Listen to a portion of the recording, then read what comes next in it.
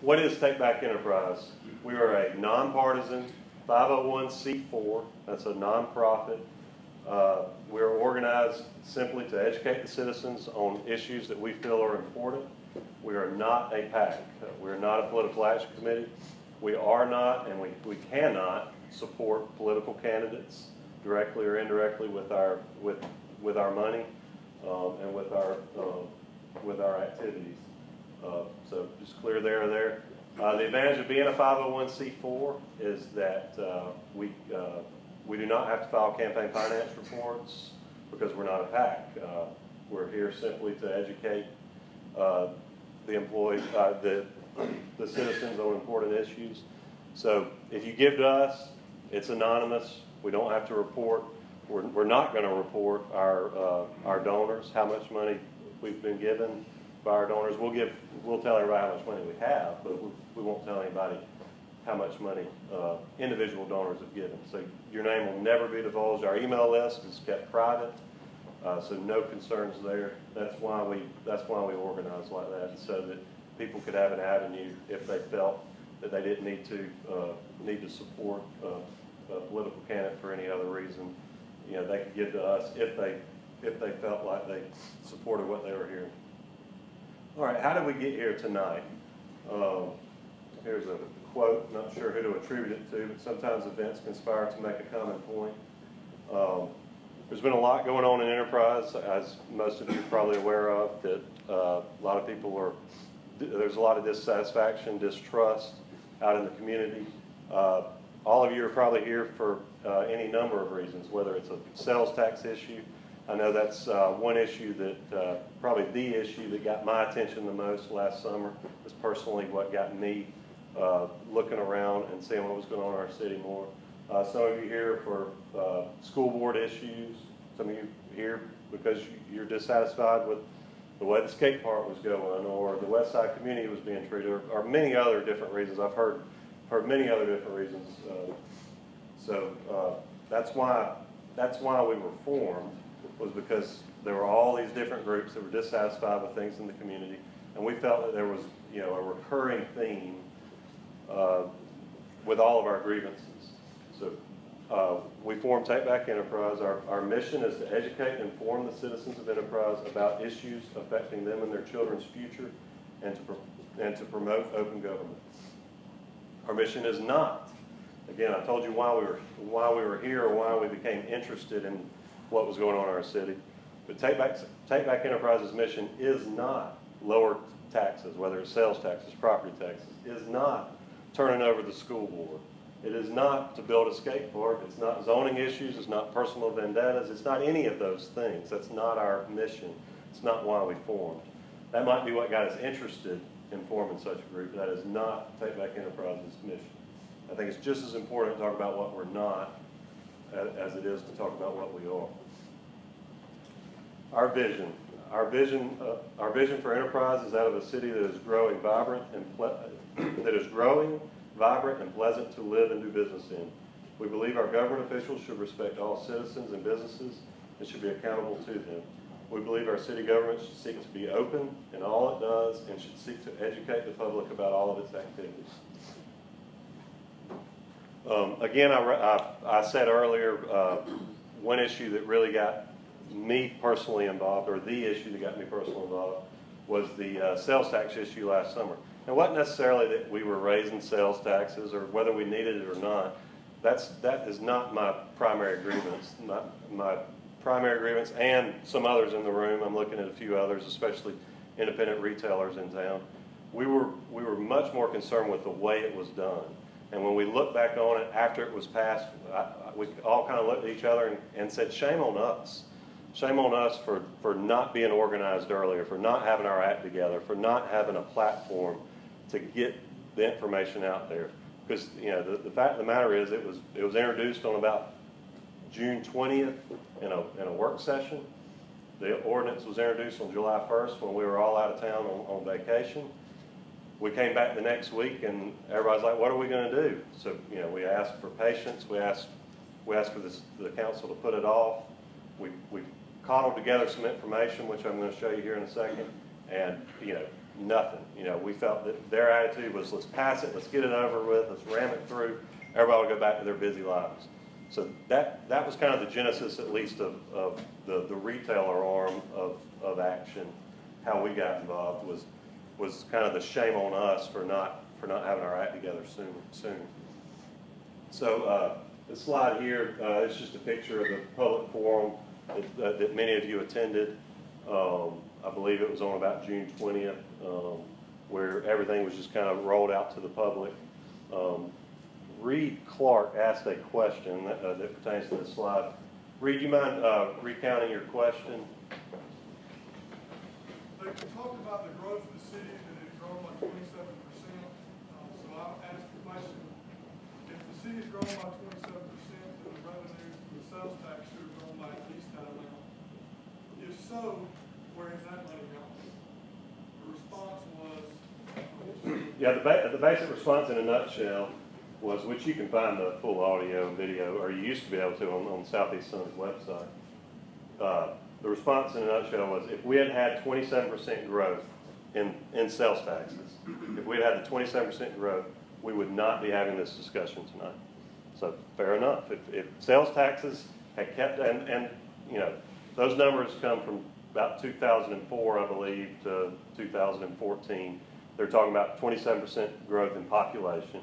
Their argument is sales taxes have not kept pace with population growth. So fair enough. If that is true, then maybe we are in store for a sales tax increase. And they were correct. Sales taxes had not kept pace with population growth. So what they had actually outstripped them 111% to 27%.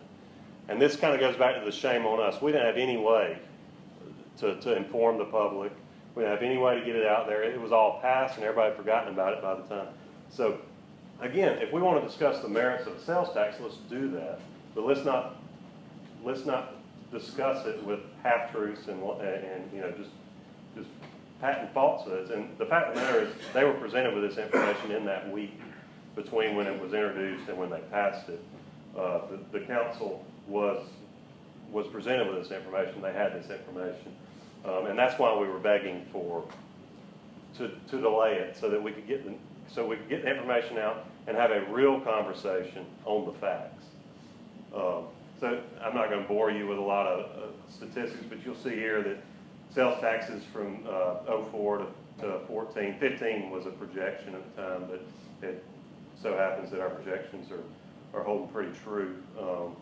Sales taxes up 111%, population up 27%. You can see here, absolute dollars, $8 million to about $18 million we'll collect in fiscal year 2015. Again, population up, I believe, from, you know, whatever 27% is, 22,000 to 29,000. This here is just a chart of since they picked the date of 2004, apparently everything was hunky-dory. They had enough revenues and everything. Population grew 27%. You know, we presented them with this information that, okay, if revenues are keeping pace with population growth and with an inflation kicker, we've got, this is inflation adjusted, then everything should be fine, you know, or at least you've got some explaining to do per Reed's question of where is the money?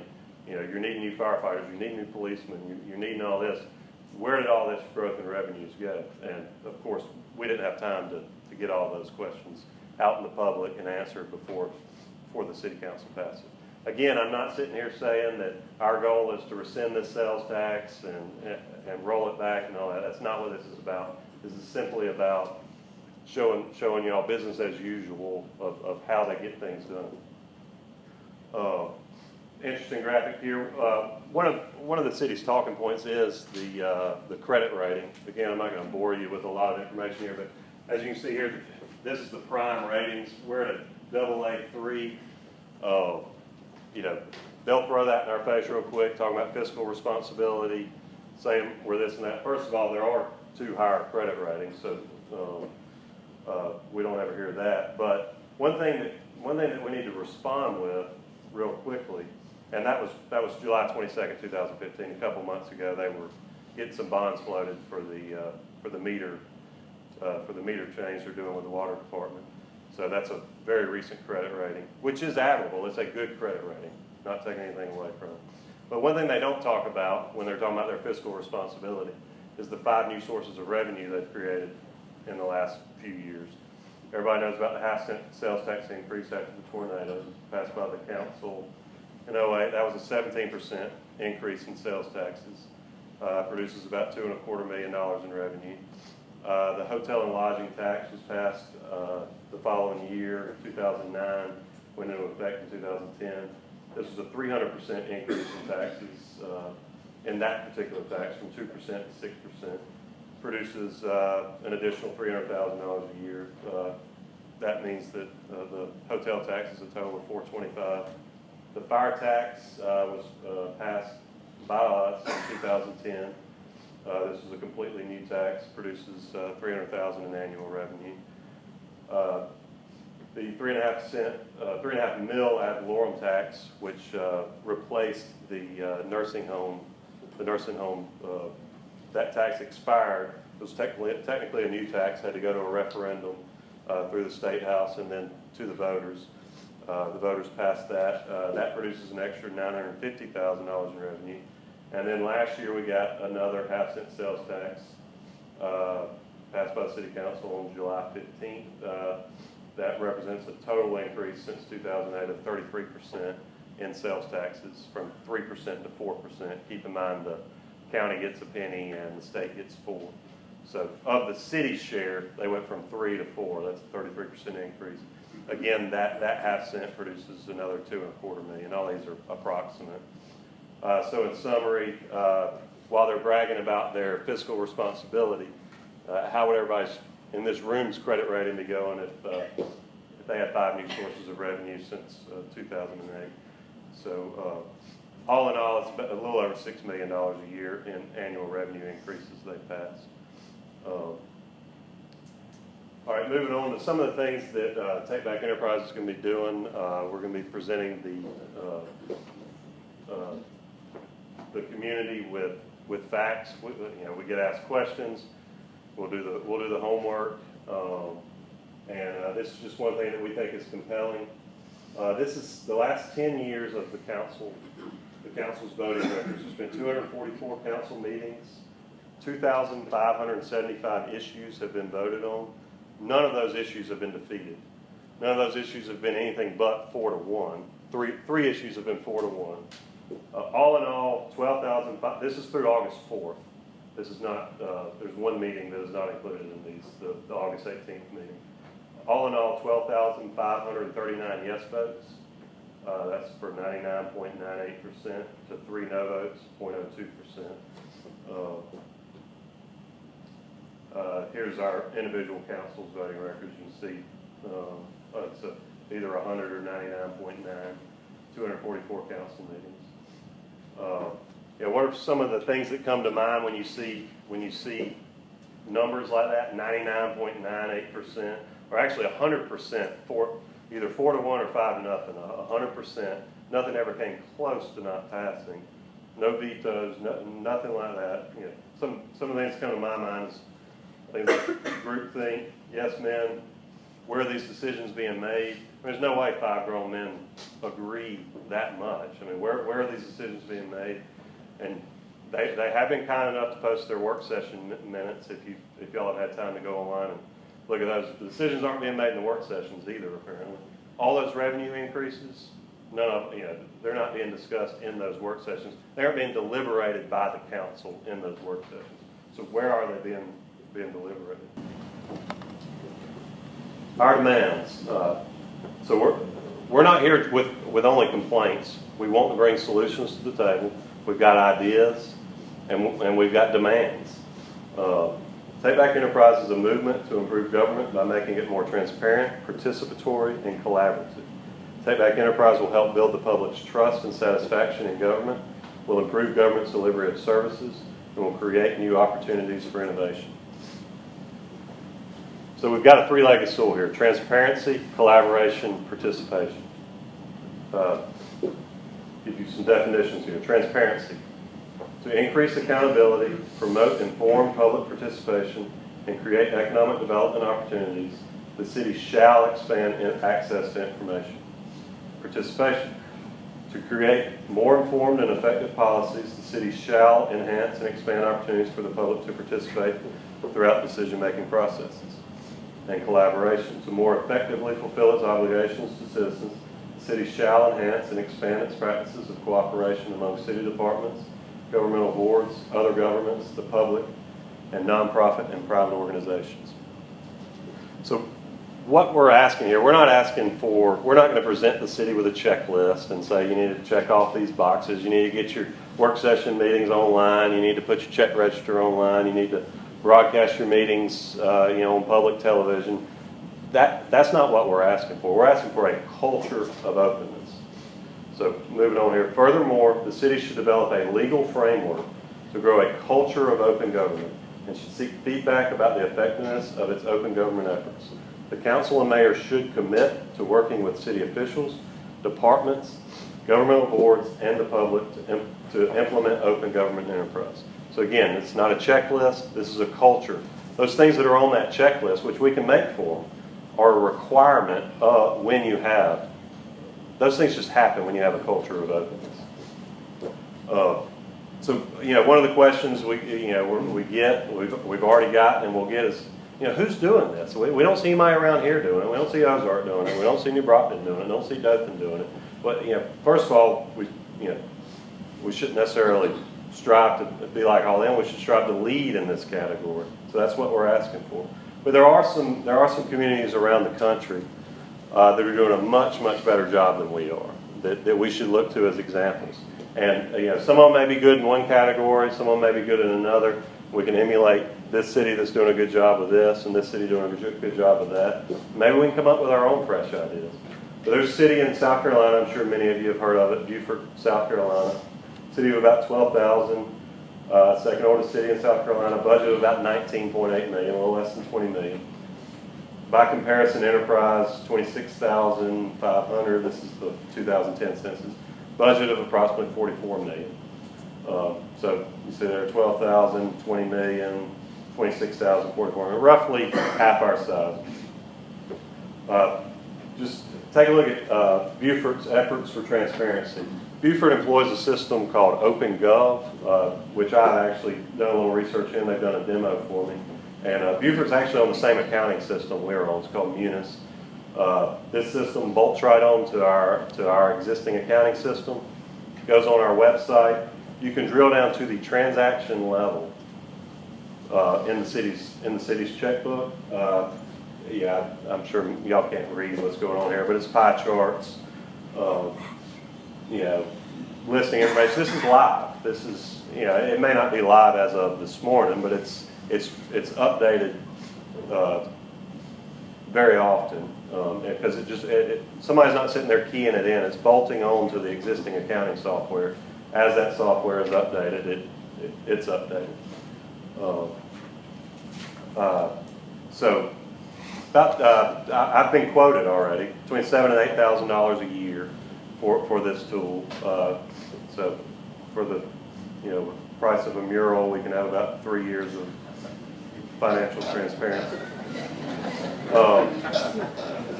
That's a little bit of a low blood.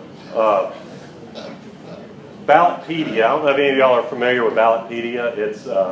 They have overtaken a project called the Sunshine Project. It's exactly what it sounds like, a project for sunshine, for encouraging open governments across the country. They look at city, county, state, and federal government. One thing they do is they grade city websites on transparency, on not only financial transparency, but lots of other issues. I, of course, challenge y'all to look up Ballotpedia when you get home and peruse it. But they have recently graded Enterprise's website as a D. That's certainly not being publicized, but it is what it is. It's just a checklist. They go down, do they have this, do they have that, do they have this, do they have that? City got a D. So we've got some ideas of how to get that grade up. We believe it should be an A. We believe we should be the leaders in this. Another issue that we feel needs improvement is board appointments. I know that's one reason why many of y'all are in the room. Be clear, this is not an attack on any board members. It's not an attack on past, present, or future. I know there's people in this room that currently serve on boards, or that have served in the past that were appointed in ways that we now disapprove of. So it's not about the who, it's about the what and the how. So we're not necessarily asking for different results, but we are asking for a different process, because it'll create a culture of trust. And I think that's one of our problems. So what we're asking for with board appointments, this is all board appointments, a clear process. How are our boards appointed? Clear communication. Put it on the website. Most of the cities around here do have clear communication on how to apply for a board on the website. To my knowledge, we do not. Seek community feedback and public hearings. If you got to have a public hearing to sell a 6-pack of beer or to build a house on your peanut field, then we feel that there should be public hearings for those unelected positions in our city that run a lot of our city, whether it's the water board, the industrial development board, the school board, and all the different boards. We just feel that there should at least be some opportunity in a council meeting, nothing major, but we think that would improve greatly the relationship of the council with its citizens and create that culture of trust. Some other concerns we've got, FOIA requests. I don't know if any of y'all have ever requested any information from the city, especially large amounts, even emails of PDF documents. I mean, it is like pulling teeth, and you better pull your wallet out too. I personally requested audits back to 2000. I've since gotten them all the way back to minutes, and minutes all the way back to 1993, but audits back to 2000. And they wanted to charge me thousands of dollars for emails of PDF documents that were already sitting on the city server. I mean, most everybody knows what a PDF is and knows how to drag it and drop it in a file. They were wanting to charge me 50 cents a page for an email. Capital projects, we feel that any capital projects going on in the city, there should be a clear way to communicate. It's 2015. If we're building a farm center, a farmer's market, or if we're building a civic center, if we've got something going on, a capital improvement, this goes for the schools also. We feel there should be clear ways to communicate with the city of the budget of that, the initial budget of that project, the schedule of that project. This is our money. These are our tax dollars. We feel that there should be clear communication on capital projects. Minutes of all meetings. That's which this is a request that we have made in the past, and to their credit, they've put all the work session meetings back to 2008 on there. But minutes of all the other board meetings. Live stream of meetings. There's cities all around the country that live stream their any public meeting, school board, city council, certainly, city council work sessions. Anytime where you have a legal, a quorum, a meeting going on, we feel that most of the time that should be broadcast to the public. It should be archived somewhere where you can go watch it, and that's the way we feel it should be. It's very inexpensive nowadays. There's services online called Ustream, or there's others. Ustream's free. Yeah, that are free, that allow you to archive certain amounts. I mean, for a few $100s a year, you can archive terabytes of data. I mean, all this stuff is already set up, and there are cities that are doing that. Okay, what to expect from us?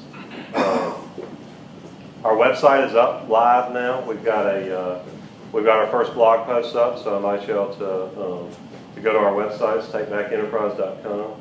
Look for us on social media, Facebook, Twitter. Follow us. Share our posts. We've got some merchandise up here, window decals. We'll look at all the traditional forms of advertisement, whether it's billboards, print, mainly just to get the word out, to drive traffic to our official medium.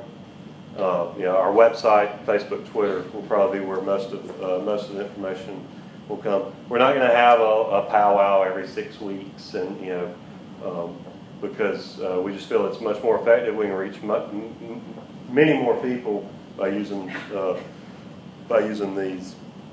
All right, what we need from y'all, next steps for everybody in this room. We need you to get the word out, talk to people, tell them about us, tell us what we are, tell them what we aren't. Encourage them to go to the website, see for themselves. Follow us, engage us, ask us questions, post on our Facebook page. Is there something you want to know? Something going on in the city that's near to your heart. Like I say, there's many reasons why y'all are here tonight. Maybe we're missing something. Ask us.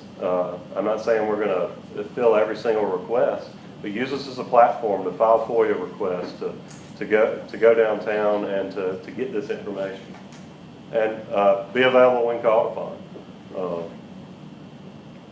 And again, what to expect from us. Constant electronic communication. Hopefully we'll be updating the blog as often as we can. We are all volunteers. We've got families and jobs, so this is certainly a full-time thing. Don't be looking for something every day, but we're going to try to keep fresh new ideas out there. Candidate forums and town halls. What we want to serve as is a platform. There is an election next year. We want to serve as a platform for that election to have a different election than Enterprise has ever had before. An actual avenue where we can organize, invite all the candidates, have an outside moderator come in, moderate a debate or a town hall meeting, those type of things. Candidate pledges. We have a mission. Our goal is open government enterprise. We're going to be preparing candidate pledges. We're going to ask candidates to sign them, and y'all will know which candidates have signed them, which ones haven't. And that being said, we're also committed to working with the current administration, with the current council and mayor, of achieving our goals of open government. Again, FOIA requests will certainly be asking for more information. Hopefully they'll just be pushing it out there. Like I said, if we want to know a question on a checkbook, we feel that should already be out there. That should already be open, because there's very simple tools for them to be doing that. All right, that's about all I had. I'm going to open the floor to questions. Let me skip ahead one slide. We will be accepting donations tonight. None of this stuff we talked about tonight, or most of it, is not free. Things like FOIA requests, advertising, websites, Facebook, all that, we're getting professionally managed. We need money. We'll certainly, we've got some merchandise up here. We do ask if you grab something to give us something for it. We don't have a price on it. Give us whatever your conscience allows. But we are prepared to take credit cards, check, cash. Again, all donations are confidential. There will never be any list post on that. So, yes. One announcement, some fine folks in here have already donated. If you're one of the ones that already contributed to help some of this come to fruition, please help yourself to a magnet or if your conscience allows. If it does not allow, then we'll be available to put you at ease. So again, we're right now we've got stickers, magnets. That's about it. So put those on your cars, on your boats, on your golf carts, whatever. I'm open the floor to questions. Again, not to the media, but to the citizens, if there are any. Yes, ma'am. The paper today had an article about the airport. Have you all looked into the finances of the airport and what it No, we costs have not. and what we're going to get out of it? Does anybody have any idea about that? No, we have not. The meeting's next week, right? Yeah. But I mean, it's been being spent all along. I just have never heard anybody say, well. Yeah, and in my mind, that's a good question. Again, we would not take a position on the airport, just like we're not going to take a position But what we would take a position on is, why isn't there a website page devoted to this? If we're about to spend lots of taxpayer money, then why is there not some official medium for me and you and everybody in the room to go to and get the details of it? So that would be our position on something like that. Sorry, Hey, Tom. you just, asking that question. Have you talked to anybody that's in the city council or anything right now about that, about getting cameras in on their meetings or, finding out anything about this? I mean, what kind of feedback have you got? Obviously, great. Yes. We have reached out. We've had some of them been gracious enough to sit down and talk with us. Have not gone into a lot of details, but what we have, mainly because we feel that type of meeting would be a little counter to our mission statement. What we've asked for is to be invited to a work session and to have a public meeting where like I said, but yes, we have reached out. We've asked for a work session, so they can either see it on our website or they can hear it from us in a work session. Either way, they're gonna hear our plans. We've got ideas. Like I say, we're not just sitting here screaming from the back saying we're dissatisfied. No, I mean this, and we're not necessarily calling them bad people because they hadn't done all this. They hadn't been asked to do this. This is the ask. This is where we're asking them to do this. So, yes, sir. You mentioned that some expenses in gathering the information. First, I want to thank you for going to all that trouble and effort to put that together and presenting it. Thank you very much. But you did ultimately get those audits. Correct. And if anybody wants them, I'll send you a Dropbox link to none, free of charge. Did they ultimately provide those? Were those provided at something less than 50 cents a page? Yes. We I was able to negotiate it down, I believe, to about $500. They've actually, if you'll go and look on their website, they've got a public records request form on the website, and down in the lower hand page, the lower hand corner of the page, they've added a few categories since I got in this fight with them over how much they're charging. Then it was just 50 cents a page for copies. There was an hourly fee for research, but they've since updated that they've added an electronic form where they charge, I think, $1 for each minute, which I think is still absorbent. $1 for each minute and $2 for each audit. Something. Did you have any copies of any reports, including the current year, offered you to be available for your inspection? Oh yes, I went down. That's a good question. I went down to inspect them, and of course this is a stack of pages this high. So This is in the period where we were trying to get audit information to show this, trying to figure out how much revenues had grown, how much spending had grown. So I was actually looking for very specific pages of audit. I didn't need the 200-page audit. I just needed 10 pages, and I knew where to look in the audit. So I went down there and was going to just take pictures of the pages with my cell phone, and I was not allowed to do that. Was there a reason given for that? No, they were told not to allow that. That was the only reason. I think Turner's being very generous when he says that he can't receive this information, because I know how hard Turner works to get the information, and I saw they applaud for doing that. And I think as a result, the city has updated and made some efforts to be more transparent, but Turner was tenacious and did negotiate, and I certainly appreciate it. Back to Sue Euline's question about the airport, would that be the type of question that people would post on the Facebook page, and that Absolutely. Take Back Enterprise would then? Yeah, I mean, I don't think anything's. Yeah, I don't think there's anything off limits. Obviously, right now, especially with our budget, I mean, we have limitations.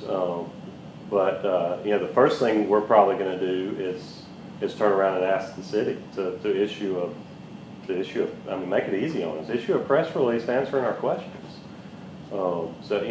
things like that. So hopefully, but yes, absolutely. I mean, nothing's off limits. We may not ask anything, and certainly if we feel that the tenor of the question or the conversation is not consistent with our mission, then, you know, we're going to ignore that. But, you know, we want to keep things civil, not personal, professional, and just ask those questions that it's our right as citizens and taxpayers and business owners in the community to ask. Any other questions? I guess I have one. Yes, sir. My interest in tonight's meeting was calculated in your title or your identification, Take Back Enterprise. So my question first becomes, take it back from where? And as a resident, and I'm probably the most recent resident of Enterprise. Well, welcome. I've been here just under a year, and my employment brought me here. And so my question, of course, is where is Enterprise that it needs to be taken back?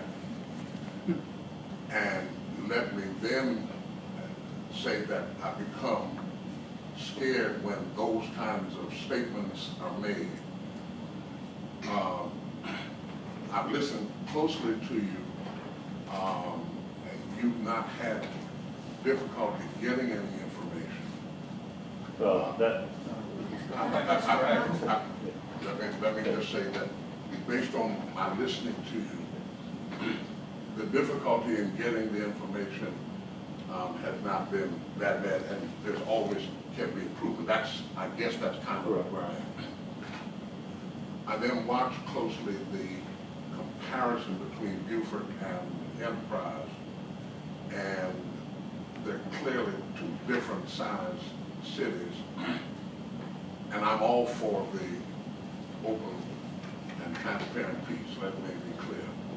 Let me help if it helps. My employment is I pastor a local church.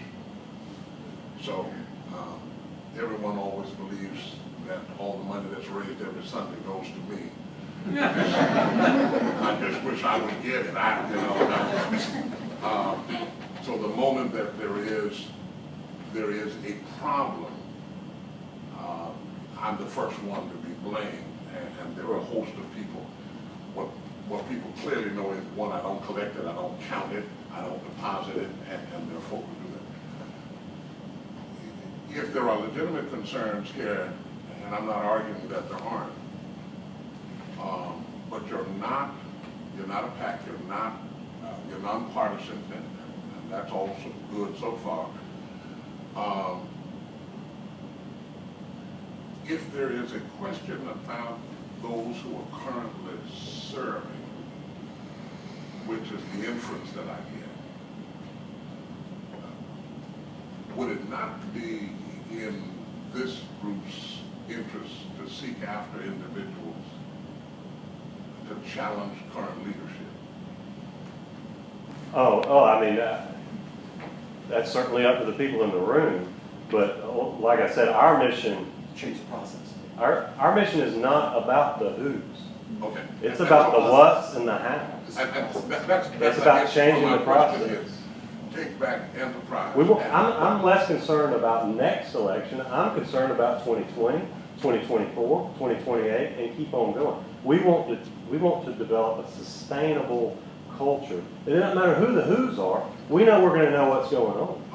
Okay, I'm there. So my question then, I go back to the original, is Take Back Enterprise, and it is ultimately take it back from. Well, all right. where. It's a fair enough question, and this isn't the first time I've been asked, and I'm sure other people have been asked of why the name Take Back Enterprise. It is admittedly a provocative name, but it has generated a lot of interest. It was intentionally provocative. We did not feel that Kumbaya Enterprise would produce the amount of, attention that Take Back Enterprise does. And, I'll tell you, when I was going through this, it's been a year now, when I was going through this ordeal with the records, Take Back Enterprise didn't sound so provocative. It sounded, right in line with what the name needed to be. So, I'm not going to apologize, and I don't think anybody who had any hand in naming our organization, we're not going to apologize for the name. Now, I certainly apologize if feelings have been hurt, but we feel it's been effective. We feel that it's gotten our message out. And certainly, we're not saying that Enterprise is burning. Well, let me quickly say that I'm not offended by the title, not in, Right. It says Take Back Enterprise. Right. I just want to know that if we're in a place that we ought not be, what is that place and where is it we're going? When I heard Turner talk, and I've heard him come up once or twice in exchange emails, and I saw the title too, and that originally got mine, I had the same questions you did. But after hearing him talk, it's more give back enterprise to the people and let them have a voice is what I think the organization is all about. Right, exactly. And if we've made a mistake with the name, Okay. I'd add that also, Turner alluded to, this is a forward-looking, future-looking process, and what we're concerned about is if we don't do something now, where's it going to be? And we certainly will have to take it back then, and we want to prevent it from getting there. This is a great place to live today, it is. It has been, and it is today, and we want to keep it that way, and so we're trying to keep it from getting to a place where we really do have to take it back. And I think that your explanation, both then and yours now, had it been that paragraph that followed under your thing that it says, what do we mean when we say take back enterprise? That explanation, because what you proceed after that seems like, let's go get those folks down there, and you kept saying that's not what we're after. Right. But the title suggests that we're going to get this. Let me tell you my interest. I'm privileged to serve the wonderful people of God's Chapel Indian Church on Geneva Highway. I have a predominantly black congregation. My concern always is that my congregation be as aware of what is going on in the community as they need to be.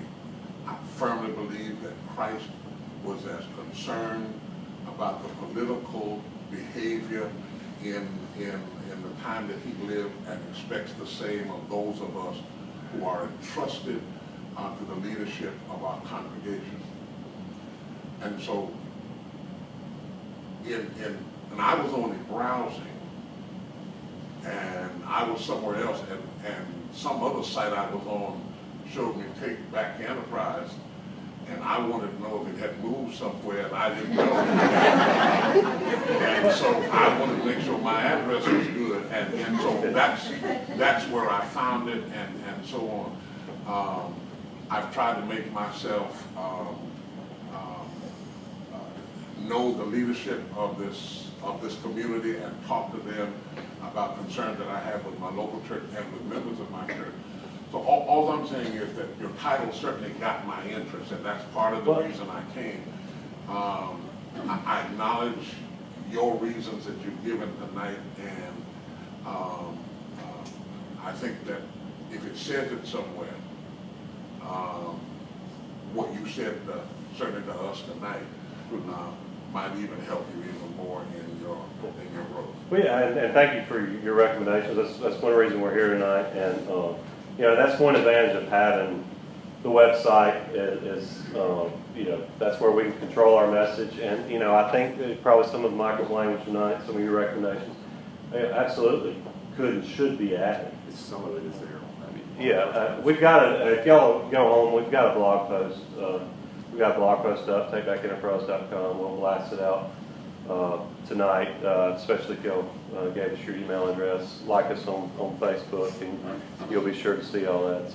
So, yes, absolutely. Unfortunately, in 2015, we're competing for for everybody's 5 seconds of time, Yeah. you know, and the name has been very effective so far. Oh, absolutely. Absolutely. Yes, ma'am. Speaking to others, have there been some changes in the sunshine laws at the state level? Yes, and that's something we'll be blocking about here soon. That's an excellent question. There are some changes that I believe are about to go into effect, maybe September 1 or maybe already went into effect. The ban on serial meetings, that's where you know, 5 of us are on a public board, and I meet with him, then I meet with him, and he meets with him, and then I meet with him, and he meets with him, and then he meets with him. You know, that's a serial meeting by law, and you know, we certainly believe that the way you get this is serial meetings. I mean, I can't explain any other way to get 5 grown men to come to an agreement 12,539 out of 12,542 times. How do you do that without some sort of a serial meeting? You know, somebody's got to tell somebody how they're going to be voting. You know, that lack of deliberation that I believe the law was already there. I mean, I'm no lawyer. The spirit of the law already outlawed serial meetings. So now it has actually been codified, and they're going to have to change the way they do business if they're going to stay within the confines of the law. That's at least my hypothesis. If y'all have got some other suggestion of how they came to that vote count. Turner, is the briefing on your website? The briefing you gave? The slideshow? No, but it can be. Maybe real helpful for all the staff. Yeah, I mean, some great facts and figures. I'd certainly be willing to email it to anybody, but yeah, I mean, we can post it online. Of course, it'll be absent any, you know, what we may do is take a video of the presentation, edit it with the slides, and if somebody's kind enough to share their video, we can do audio too, and just do the audio as the slides roll. But yes, absolutely. So, I thought that going to the work sessions would solve this problem. So I went through what you were talking about, and go through, you know, investigations and forms being filled out and et cetera, to get on the email list to be notified as to when the work sessions were. And I went to a couple of them. They weren't any different than this. right. So, Yeah, no, I mean, take the sales tax issue that I was very involved in. You will not find any public record, media article, anything that indicates there was ever any deliberation between those 5 individuals on that sales tax so issue. they all not. Right. So, you know, it's brought to a vote, one of them may say something, and then it's, you know, then they vote. Yeah, I mean, you don't know how they're going to vote. So, obviously they're deliberating. I'm not saying that they're just getting a letter before the meeting. I mean, they are deliberating. But the law requires that deliberation happen in the public forum. And we might add on the sales tax issue, they didn't deliberate either when we went to the meeting, walked up and confronted them and asked them questions, they just looked at me. Right. No, the councilman didn't speak at that meeting. The councilman are who pass laws in enterprise. The mayor does not pass laws. I wanted to add something for clarification. For people that might wonder the same things, I had some of the similar questions about the name myself, because I have not been affiliated with this group, but I've been a keen observer of politics and enterprise for a number of years.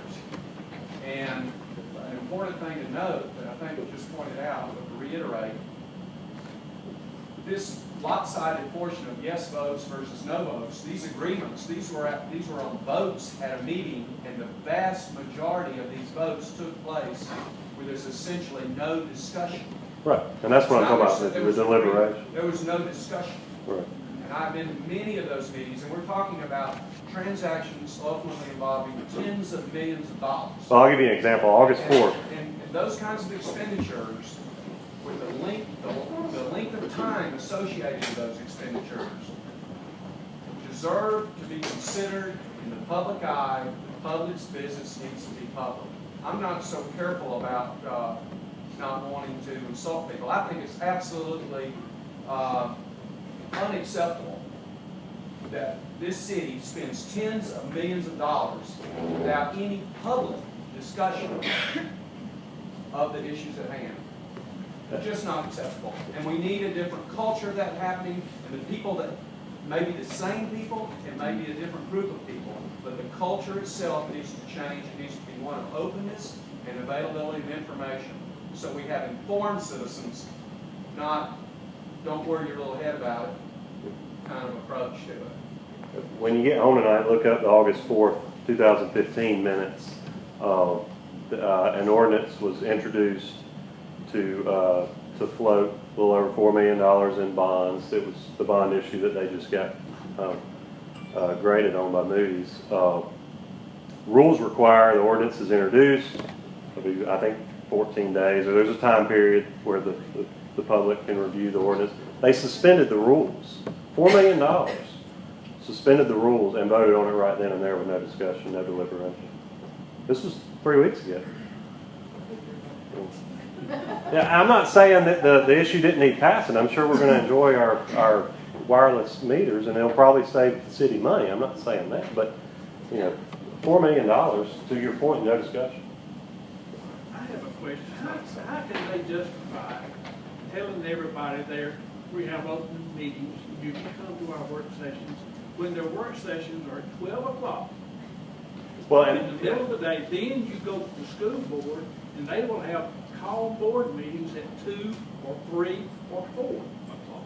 Well, that's one reason we want live streaming and then archiving of the videos. Because, you know, the reality is that you're not interested in everything every time the city's doing something.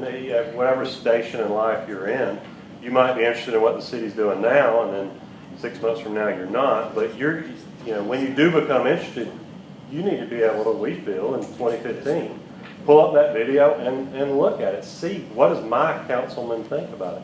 How is he talking about it? So that's why we want them streamed.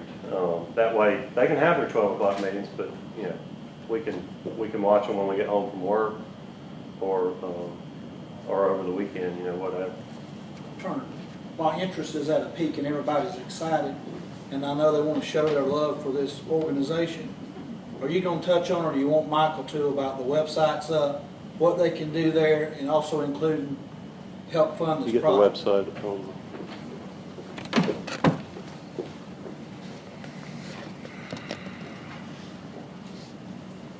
Mark's our fundraiser.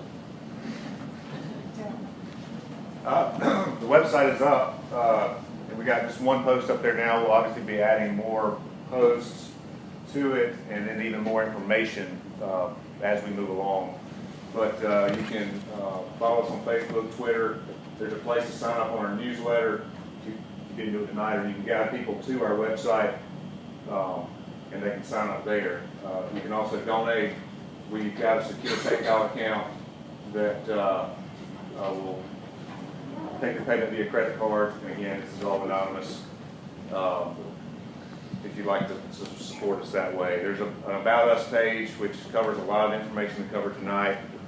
And again, we'll be sharing more and more details, answering some questions like we've received tonight from some of y'all on our blog, like we got here. And then all blog posts will be archived for people to go back and read, just like any other blog would be. Like I said, we'll add more robust content in the weeks and months ahead as we move along. Any questions about that?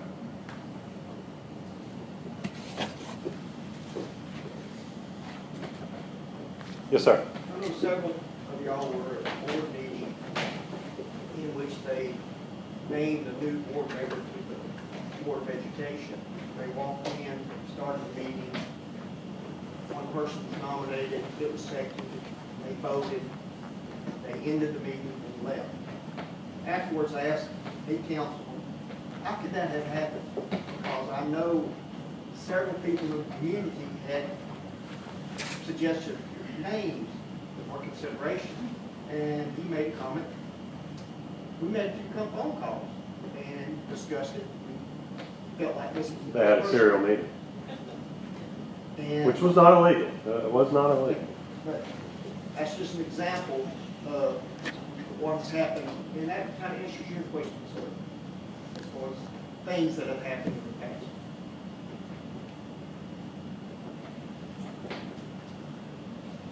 Anything else? How long do the meetings normally last? You know, you can, the minutes have a start and end time. Like an hour, hour and a half? No, as short as 20, as long as an hour. I did this quick math thing, and it passed about 10 things a meeting, Yeah, so that would be pretty fast. correct, yeah. Even if they were Yeah. just- Which, if you they know, do it very in fairness, a lot of them are approving the minutes, approving travel requests, you know, a lot of consenting. I was on the state board one time for 7 years, and we were warned of the illegality of two of us discussing anything at a luncheon. If we met for lunch, we couldn't talk about anything. It had to all be discussed at the meeting. So what happens if you ask somebody there about that question you asked?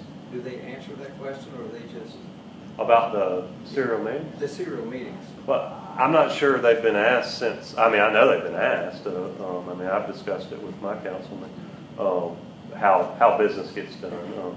But it has not been illegal. So it will be interesting, you know, it will be interesting going forward, you know, how decisions, maybe we will start seeing some deliberation. Now, one of the negative consequences of that is the meetings will have to get a lot longer. But again, if they'll just record them, we can fast forward through the commercial break. So if I'm right, then you spoke to your council member and not to the council as a whole about pay raise, is that right? I have spoken to 2 council members specifically. All of them have been invited to speak to me. But 2 of them were gracious enough to come sit down and talk with me about what was going on. And I know others in this room have spoken to other council members. But yeah, our goal is not to have private conversations. We really want a public meeting with them. Or, you know, that's fine if they don't want to do that. Just follow us on Twitter and No, it's not. do it. It's not. Yeah. There's an ethical responsibility, whether it's legal or not. Well, and that's one thing we're asking. I mean, you'll see in our blog post, you know, we're asking to go above and beyond the legal minimum. You know, that's not what we're asking for. We're not asking for an ease of information. We're not asking for, oh, it's easy. If I got a question, I can go down and they'll just email me a PDF. We're asking for it to be forced upon us. You know, spoon feed it to us, give it to us, make it easy. That's what we're asking for, is that culture of openness. So, anything else?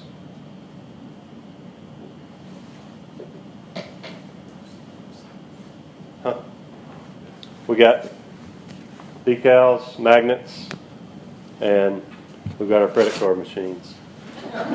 Checks, cash, no donations too small or too large. All right. Thanks for coming.